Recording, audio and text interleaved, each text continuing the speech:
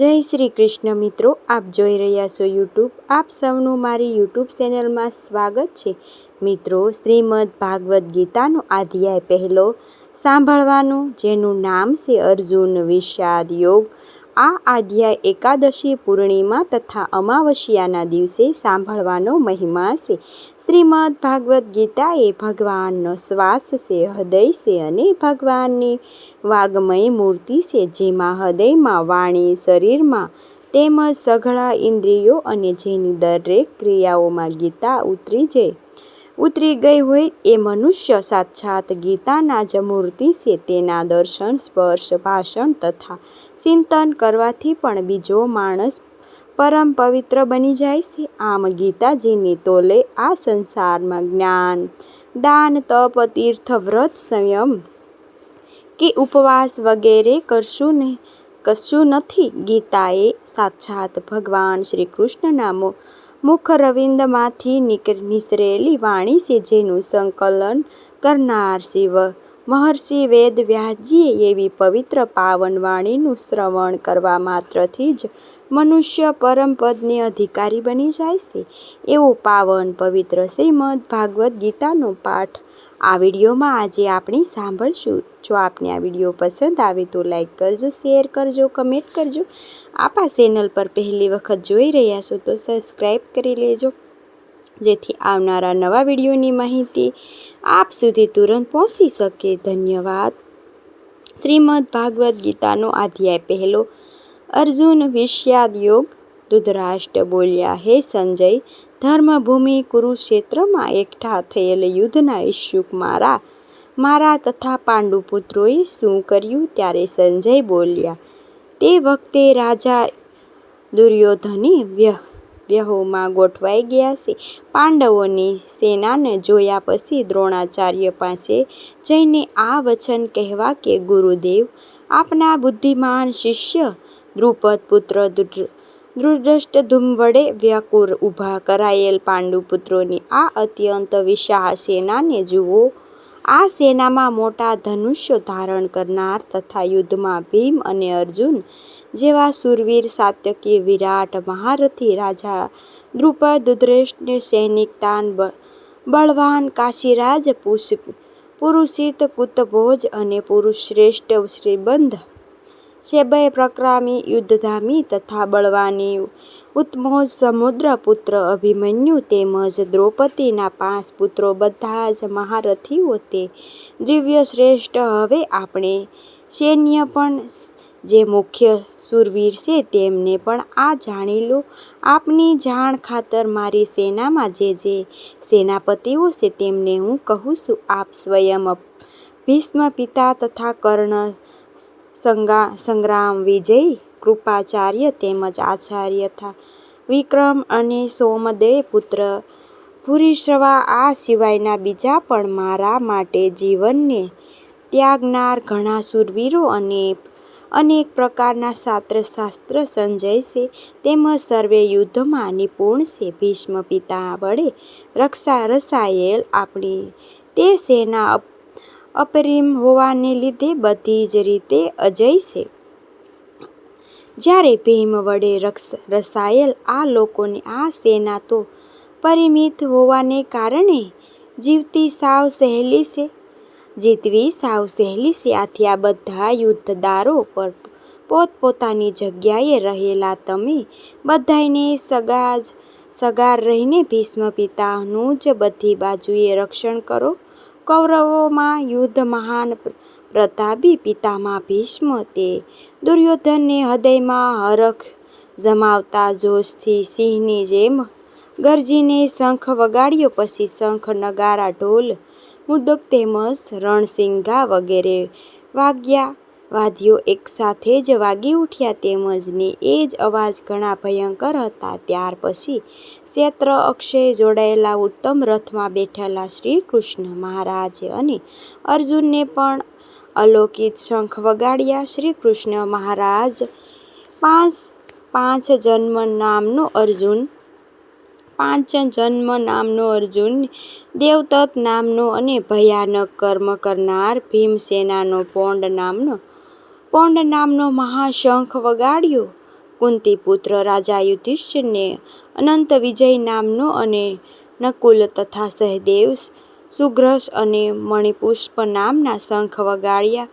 શ્રેષ્ઠ ધનુર્ધારી કાશીરાજ મહારથી શીખડી, ધૃતરાષ્ટ્ર રાજા વિરાટ, અજય સાત્યકી રાજા ધૃતરાષ્ટ્ર, દ્રૌપદીના 5 પુત્રો અને મહાબાહુ સુભદ્રા પુત્ર અભિમન્યુ, આ સૌએ રાજન બધી બાજુએથી જુદા જુદા શંખો વગાડ્યા.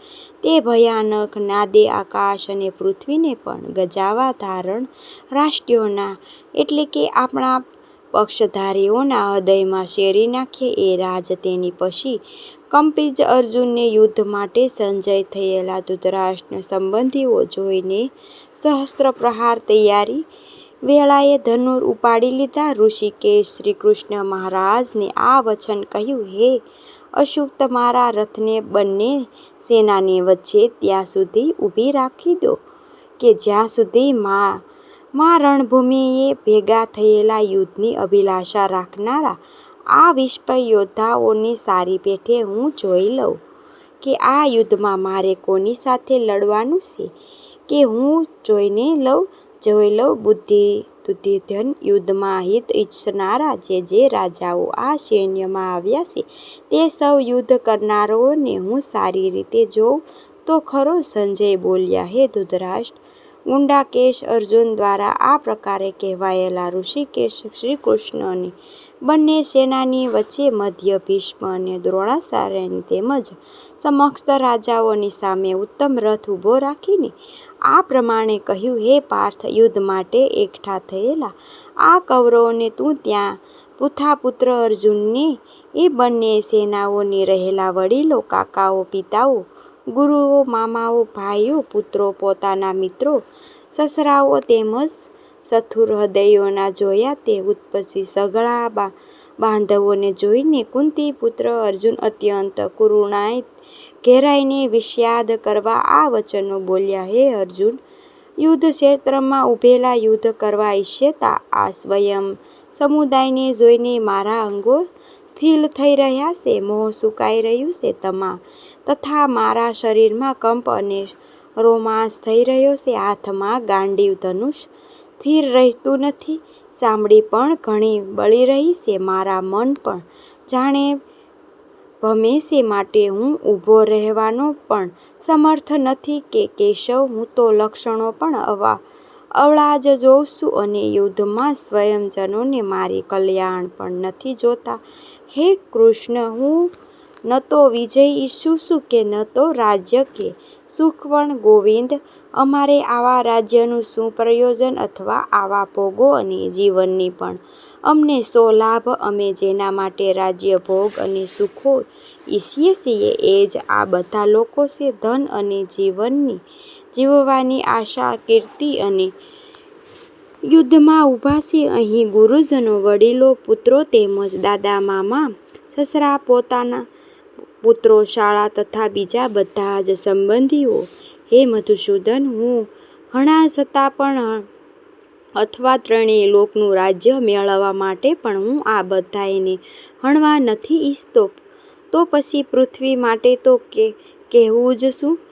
હે ધનાદય, ધૃતરાષ્ટ્રના પુત્રોને હણીને અમને કયો આનંદ મળશે? આ આત્માઓને હણીને તો અમને પાપ લાગશે. માટે હે માધવ, પોતાના જ બાંધવ ધૃતરાષ્ટ્રના પુત્રને હણવા માટે અમે યોગ્ય નથી. પોતાના જ સ્વજનોને હણીને અમે કેમ સુખી થઈશું? જો કે લોભને લીધે ભંતિભ્રષ્ટ થયેલા આ લોકો કુળના નાશથી ઉત્પન્ન થતા દોષને તથા મિત્રોનો વિરોધ કરવાથી ઉત્પન્ન થતા પાપને જોતા નથી. છતાં પણ હે જનાદય, કુળ નાશક કારણને લગતા દોષને જાણનારા, આમ તો આ પાપમાંથી બચવા માટે કેમ ન વિચારવું?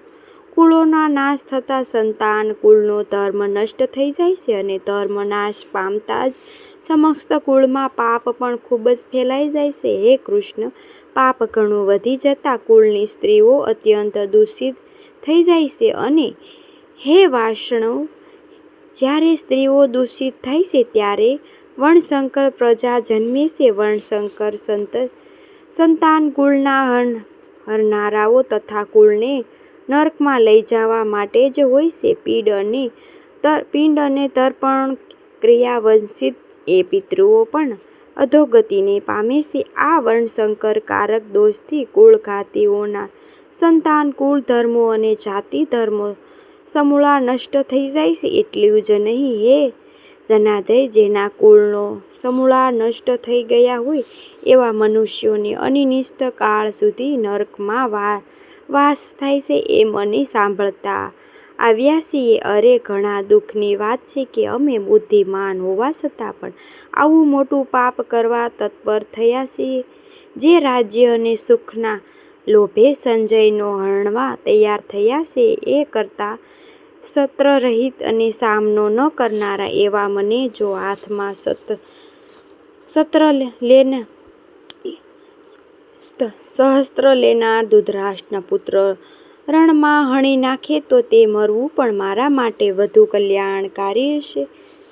સંજય બોલ્યા. રણભૂમિમાં શોકથી ઉદ્ગીર મનનો અર્જુન આમ કહીને બાણ સહિત મનુષ્ય ત્યાજીને રથના પાછળના ભાગમાં બેસી ગયો. આ પ્રમાણે અર્જુન વિષાદ યોગ નામનો પહેલો અધ્યાય સમાપ્ત. બોલો ભગવાન શ્રી કૃષ્ણની જય, વિષ્ણુની જય. મિત્રો, આપણે સાંભળ્યો શ્રીમદ ભાગવદ્ ગીતાનો અધ્યાય પહેલો. જે ઘરમાં નિત્ય શ્રીમદ ભાગવદ્ ગીતાનો પાઠ થાય છે તે ઘરની સ્થિરતા રૂપી બની રહે છે. ત્યારે વસન્નાઓ પાપનો તે નાશ કરે છે. જે મનુષ્ય ભાગશાસ્ત્રમાં અર્થપૂર્વક નિત્ય વાંચે છે તેના કરોડો જન્મને પાપ નાશ થાય છે. જે ભગવાન અડધા શ્લોક એક શરણનો પાઠ કરે છે તે નિત્ય રાજસુ યજ્ઞ તથા અશ્વમેઘ યજ્ઞનું પુણ્ય પામે છે. પૌરાણિક કથા કે જો કાર્ય છોડી ભજન કરવું, 1000 કાર્યો છોડી નિત્ય સ્નાન કરવું, 1000 કાર્ય છોડી દાન દેવું, પ્રથમ કાળે ઉઠીને પ્રભુનું નામ લેવું, કરોડો કાર્ય છોડી શ્રીમદ ભાગવદ્ ગીતાના પાઠ કરવા. કારણ કે આ કળિયુગમાં શ્રીમદ ભાગવદ્ ગીતાના પાઠ જ કલ્યાણકારી છે. આથી દરેક વ્યક્તિએ થોડો પણ સમય કાઢીને શ્રીમદ ભાગવદ્ ગીતાનો જરૂર વાંચન કે સાંભળવી જોઈએ. જો તમારી પાસે શ્રીમદ ભાગવદ્ ગીતાનો પાઠ કરવાનો સમય ન હોય તો આ ચેનલમાં વિડીયો દ્વારા તમે નિત્ય પાઠ સાંભળી શકો છો. મિત્રો, આ વિડીયોમાં શ્રીમદ ભાગવદ્ ગીતાનો અધ્યાય પહેલો તમે પૂરી શ્રદ્ધાથી અંત સુધી સાંભળશો. જે તમને સાંભળવો તમને જરૂર ગમ્યો હશે તો વિડીયોને લાઈક કરી કોમેન્ટમાં જય શ્રી કૃષ્ણ, હર હરિ શ્રી કૃષ્ણ જરૂર લખજો. ચેનલ પર નવા હોય તો ચેનલને સબસ્ક્રાઈબ, બાજુમાં બેલ આઇકન પ્રેસ કરી દેજો. આપણા આવનારા દરેક વિડીયોની નોટિફિકેશન તમને મળતી રહે. મિત્રો, મને સાંભળવા માટે ધન્યવાદ. આપ સૌને મારા જય શ્રી કૃષ્ણ.